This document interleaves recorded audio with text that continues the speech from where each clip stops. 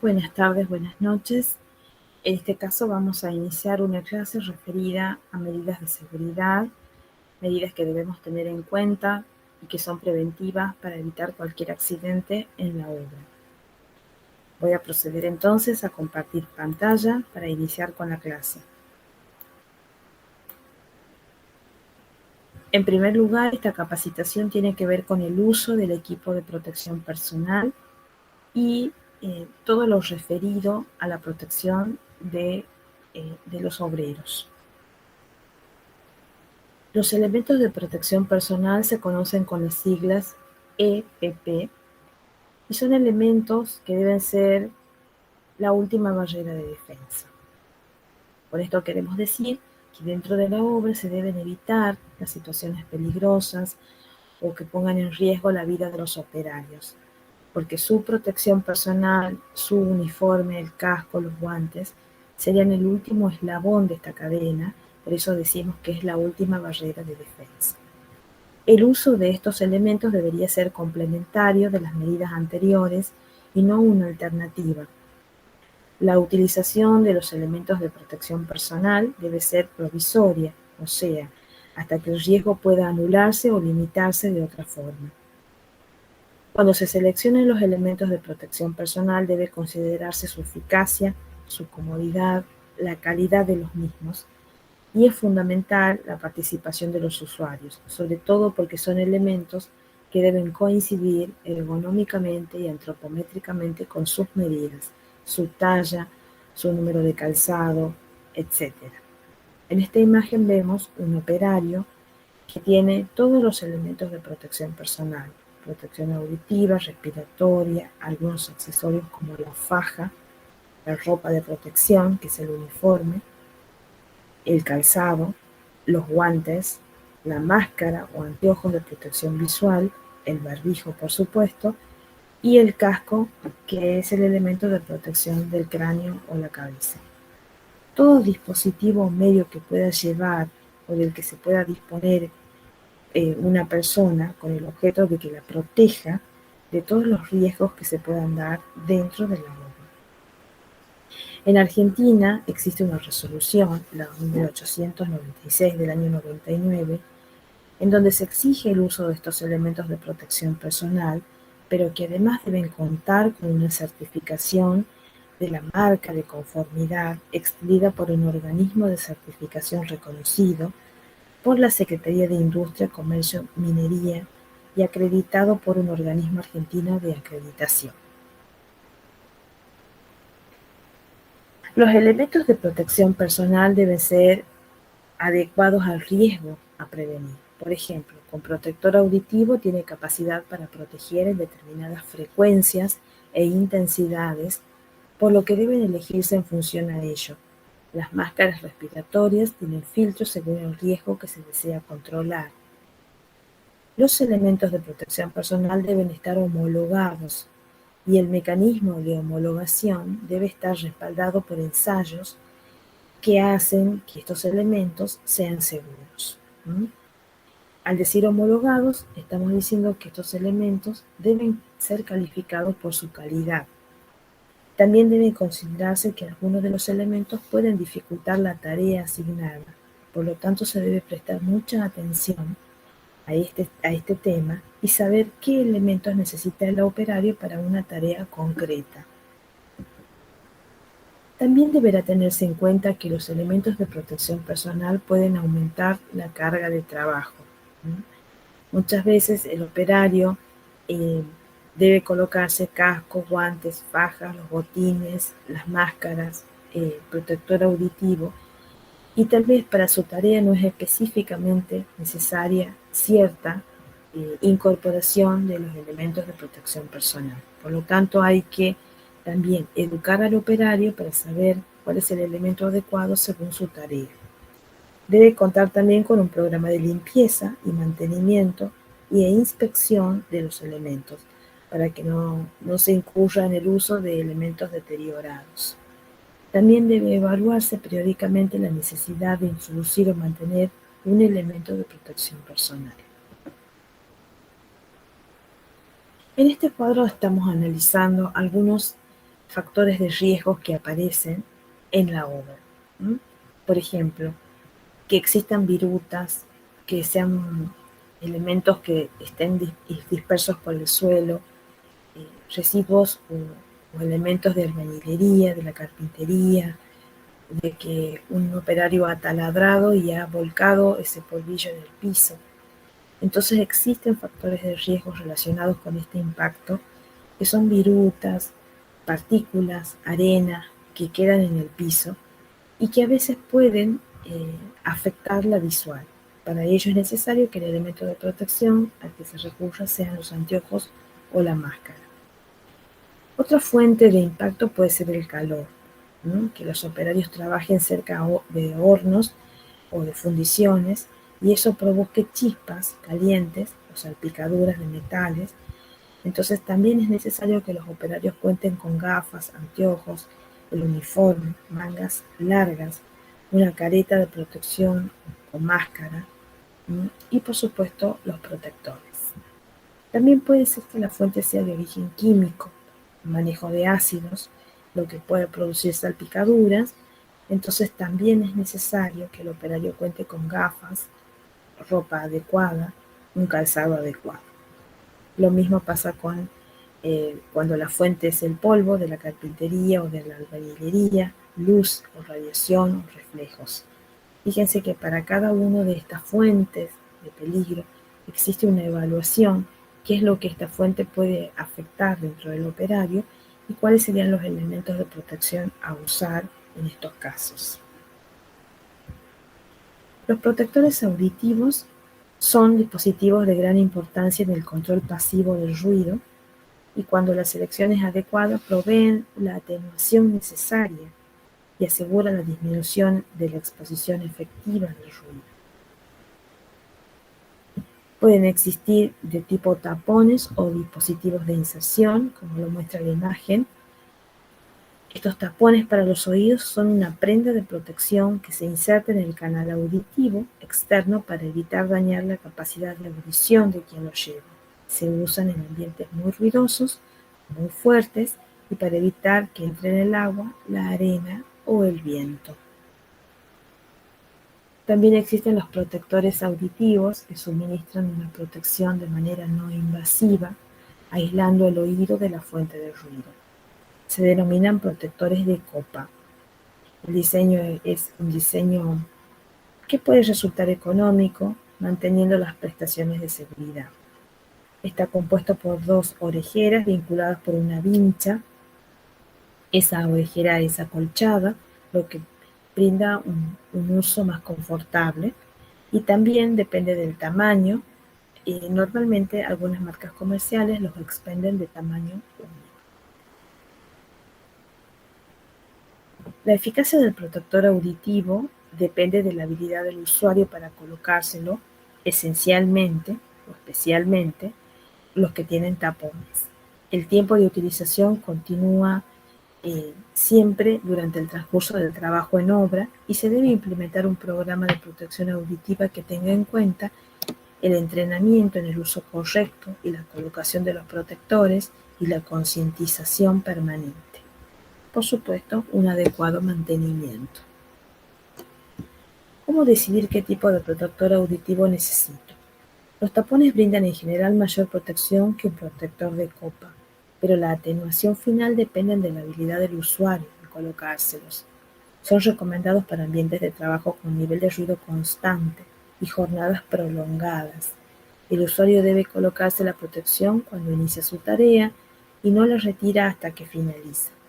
En ambientes laborales donde la temperatura y la humedad elevadas afecten el confort del usuario, se recomienda utilizar tapones. En lugares no limpios, el polvo en suspensión puede acumular entre la almohadilla y la piel provocando irritación o incomodidad. El cráneo o la cabeza se protege con el casco.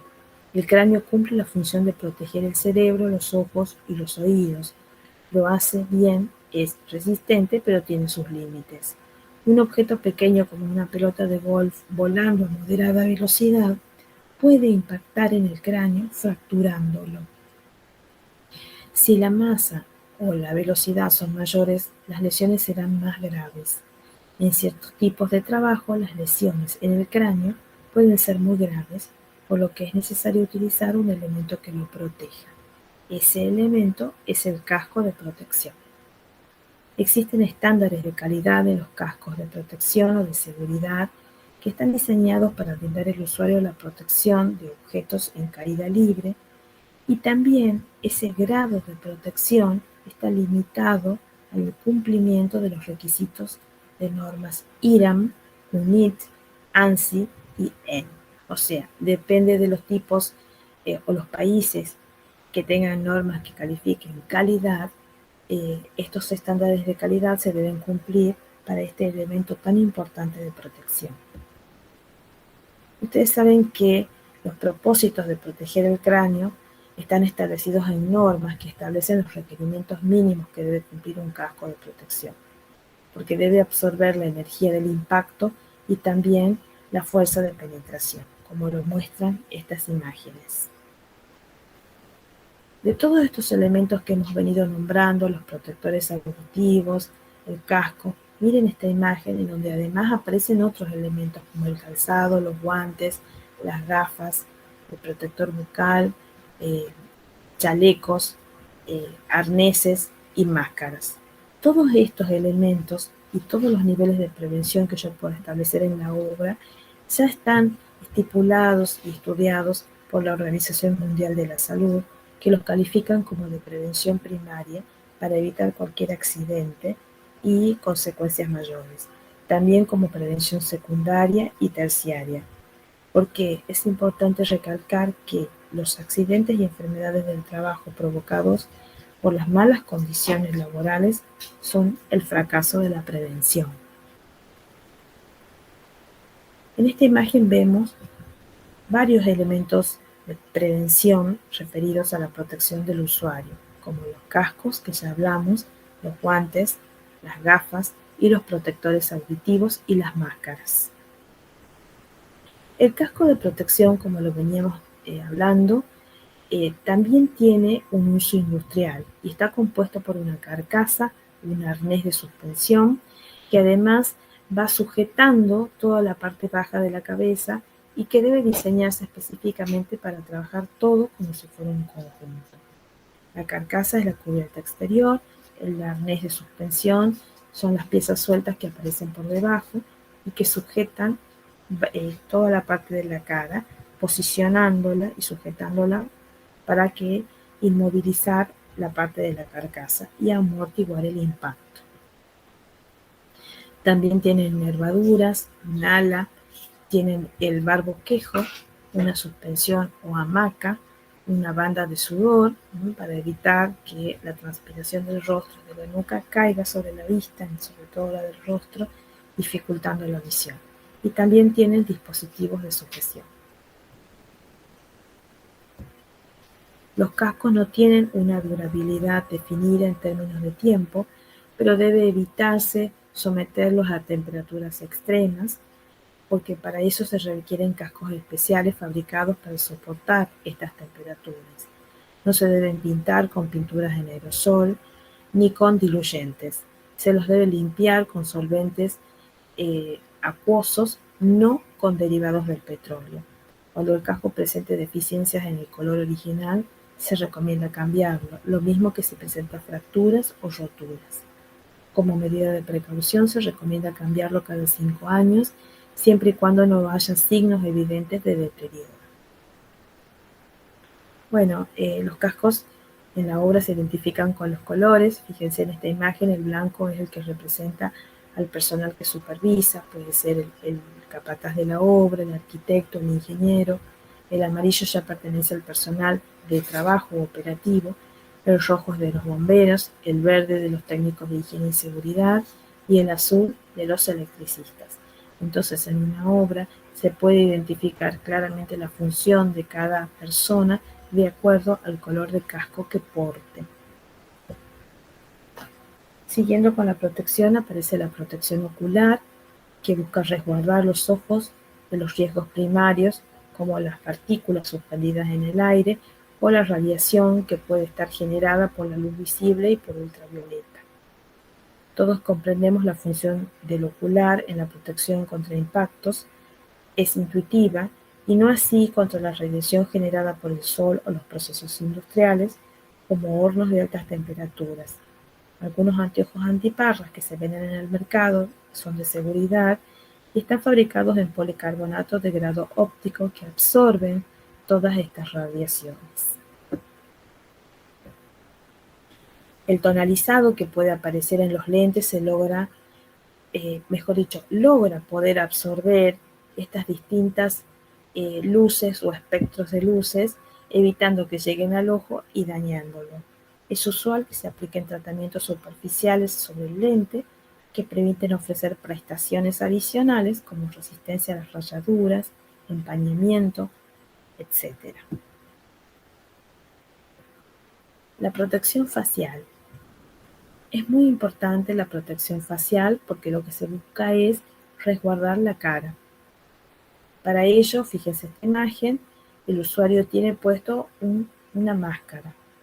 Esta máscara debe poder resolver el impacto de partículas y también la radiación generada por la luz. Tiene como una doble función. Cuando son fabricados en policarbonato de grado óptico, poseen aptitud para absorber casi el 99,9% de las radiaciones. Con el tonalizado del visor se logra además absorber distintas zonas del espectro de luz, y con el metalizado del visor también se logra mejorar su prestación en tareas de altas temperaturas. Existen muchos tipos de casco, como esta protección, que tiene hacia adelante y hacia atrás una máscara o tela que protege la nuca. Esas son pantallas plásticas orientadas, por ejemplo, para aplicaciones forestales. La protección respiratoria es fundamental y tiene como propósito preservar la salud de las personas que respiran en ambientes nocivos. Las partículas que están suspendidas en el aire, que pueden ser menores a 10 micrones, no son filtradas por las defensas naturales del aparato respiratorio. Penetran y se depositan en los bronquios, en los ganglios y en los pulmones, dando lugar a enfermedades que muchas veces se tornan crónicas. Por lo tanto, el uso de los respiradores es fundamental. En esta imagen vemos un respirador para gases que tiene diferentes partes. Por un lado, cubre toda la cara, tiene un arnés que se sujeta a la cabeza y a la nuca, con correas de sujeción, tiene filtros laterales para poder respirar, una válvula, un cartucho que atrapa algunos gases o vapores, y por supuesto el protector de la nariz y la boca. Se utiliza mucho en ambientes muy contaminantes, en donde el aire se encuentra muy contaminado, como las grandes fábricas o industrias. También existe la protección de soldadura, que es una máscara especial que evita cualquier riesgo emanado de las soldaduras, ¿no? Como quemaduras producidas por radiación, impactos de partículas, respiración de partículas y gases tóxicos, y también salvaguarda del ruido. Todo lo que sea protección del cuerpo humano es de fundamental importancia. En este caso, la protección de las extremidades, como los pies o las manos, deben ser la prioridad. Fíjense que tanto los pies como las manos de un trabajador, producto de la actividad que realiza, pueden estar expuestos a diferentes riesgos, como la manipulación de materiales pesados, productos químicos, temperaturas extremas, etc. Existen diferentes tipos de protección. Fíjense en esta imagen, vemos botas de goma, que son usadas en ambientes húmedos, zapatos o botas dieléctricas. Esta clase de zapatos de seguridad no poseen elementos metálicos, conductores, y generalmente se utilizan para trabajos cerca de circuitos eléctricos energizados. Los zapatos o botas de seguridad poseen puntera de seguridad, que es la puntera de acero, que garantiza una protección suficiente frente a impactos, perforaciones o aplastamientos, con una energía equivalente a 200 Joule en el momento del choque. Esto hace que este calzado sea muy resistente.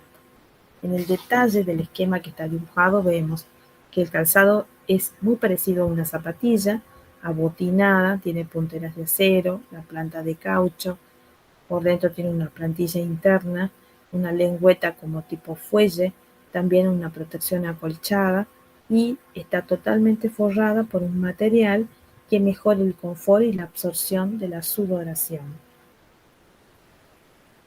La protección de las manos, los guantes, miren la cantidad de tipos de guantes que existen en el mercado. Para proteger las manos se utilizan guantes o manoplas, envolturas adhesivas o protectores del dedo pulgar, también almohadillas o diferentes protectores para la muñeca y el brazo. En cuanto a la vestimenta, todo lo que es seguridad en la vestimenta puede ir virando de colores. Existen los de alta visibilidad, como los chalecos de seguridad.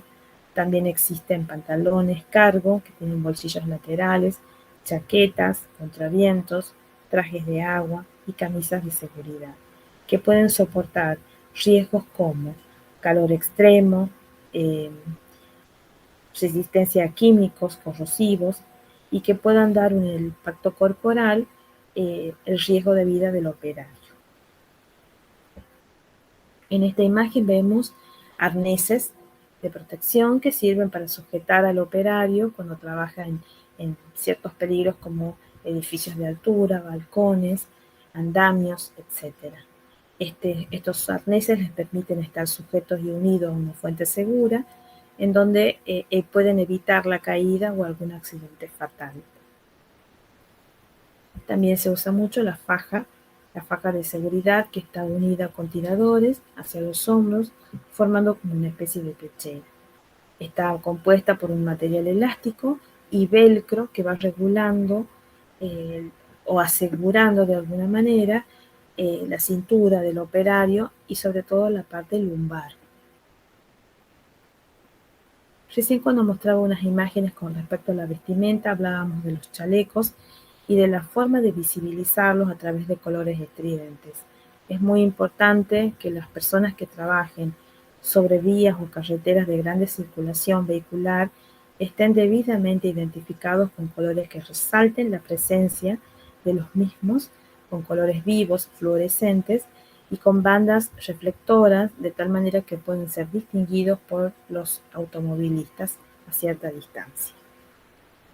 De todo lo que hemos venido mencionando, de los elementos de seguridad, el casco, los anteojos, la máscara, los protectores auditivos, el barbijo o las máscaras para respirar, o sea, lo que incumbe a la protección respiratoria, los arneses, la ropa, el calzado, los chalecos, todo forma parte de los elementos imprescindibles de protección personal.